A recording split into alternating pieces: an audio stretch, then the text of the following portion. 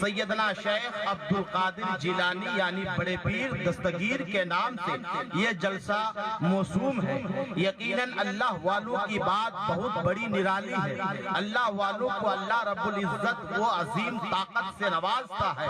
اللہ رب العزت اپنے محبوبوں کو وہ روحانی طاقت سے نوازتا ہے کہ یقیناً وہ ہمارے اور آپ کے دل کی کیفیت کو جان لیتے ہیں۔ حضرت سرکار سیدنا غوث اعظم رضی اللہ تعالیٰ عنہ وہ عظیم ہستی ہے۔ حضرت غوث اعظم فرماتے ہیں کہ میں اپنے چاہنے والوں کو، میں اپنے مریدوں کو، میں اپنے ماننے والوں کو اس طریقے سے دیکھتا ہوں جس طریقے سے میں اپنے ہاتھ کے ہتھیلی میں رائی کے دانہ کو دیکھتا ہوں۔ یقیناً آپ سرکار سیدنا غوث اعظم کی محفل میں بیٹھے ہیں، آپ سرکار سیدنا غوث اعظم کی محفل میلاد پاک میں بیٹھے ہیں۔ اگر سرکار سیدنا غوث اعظم ہمارے اور آپ ولیوں کے سردار ہیں، جو تمام قطب کے سردار ہیں، جو تمام ابدالوں کے سردار ہیں، جو تمام غوث اور اقیاس کے سردار ہیں، یقیناً ان اللہ والوں کی بات اگر ہم اور آپ کریں تو ان اللہ والوں کی بات تو یہ ہوتی ہے۔ آپ کے نیوٹن شریف میں بھی ایک اللہ والے ہیں جن کا نام حضرت مولانا عبد الغنی کے نام سے یاد کیا جاتا ہے۔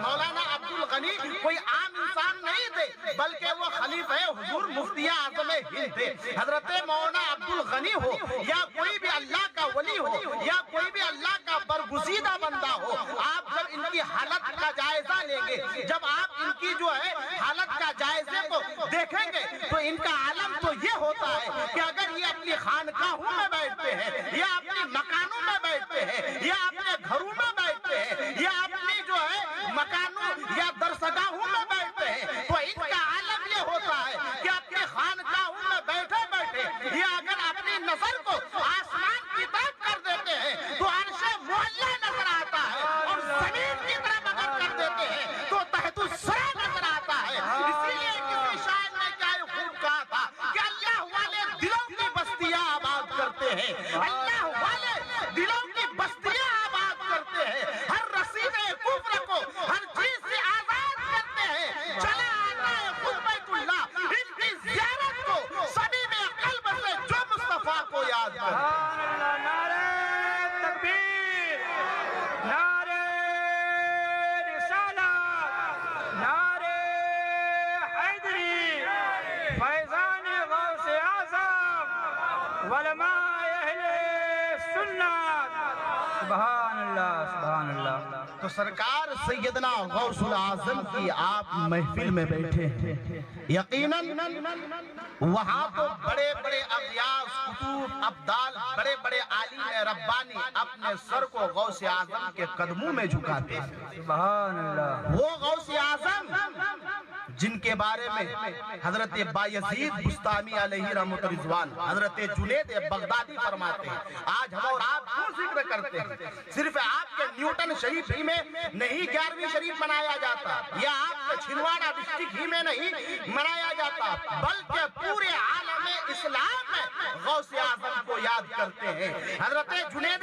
بغدادی فرماتے ہیں کہ اسی عرب کنٹری میں ایک ایسا بچہ پیدا ہوگا، ہر ولی کسی قصبے کے لیے آتا ہے، ہر ولی کسی شہر کے لیے آتا ہے، ہر ولی کسی ضلع کے لیے آتا ہے، ہر ولی کسی کنٹری کے لیے آتا ہے، لیکن سرکار سیدنا غوث اعظم وہ ولی ہے جو قیامت تک ان کے جیسا کوئی ولی پیدا نہیں ہوگا، بلکہ حضرت جنید بغدادی فرماتے ہیں کہ ہر ولی آتا ہے اپنے اپنے ولایت تک وہ محدود رہتا ہے یا اپنے گاؤں تک وہ محدود رہتا ہے، لیکن غوث اعظم جو پیدا ہوں گے ان کی ولایت کی شہرت صرف عرب ہی میں نہیں بلکہ مشرق سے لے کر کے مغرب تک ان کی ولایت کے چرچے بجتے ہیں اور بجتے ہیں۔ سبحان اللہ، بے شک، اللہ اکبر، یا رسول اللہ، سبحان اللہ۔ تو وہ عظیم ذات سرکار غوث اعظم ہے، اور یقیناً دنیا میں کتنے بھی سلسلے ہوں ہر سلسلہ جا کر کے قادری ہی تک ملتا ہے۔ ہر سلسلہ جو قادری نہیں ہوگا وہ سلسلہ ہو ہی نہیں سکتا۔ ہے۔ بے شک بے شک اس زمانے کے اس دور جدید کے سب سے بڑے مجدد سرکار سیدنا امام احمد رضا خان فاضل بریلوی ہمیشہ دعا فرماتے تھے، قادری کر قادری رکھ قادریوں میں اٹھا قدر عبد القادر قدرت نما کے واسطے۔ اور حضرت جمیل قادری فرماتے ہیں میں وہ سنی ہوں جمیل قادری مرنے کے بعد، میں وہ سنی ہوں جمیل قادری مرنے کے بعد میرا لاشا بھی پڑھے گا الصلاۃ والسلام۔ الحمدللہ ہم سرکار سیدنا غوث اعظم سے محبت کرنے والے ہیں، ہم سرکار سیدنا غوث الاعظم سے نسبت کرنے والے ہیں۔ یقیناً نسبت کا اتنا بڑا فائدہ ہوتا ہے کہ اگر جس کو غوث اعظم سے نسبت ہو جائے وہ زمانے کا غوث بن جاتا ہے، وہ زمانے کا ولی بن جاتا ہے، وہ زمانے کا جو ہے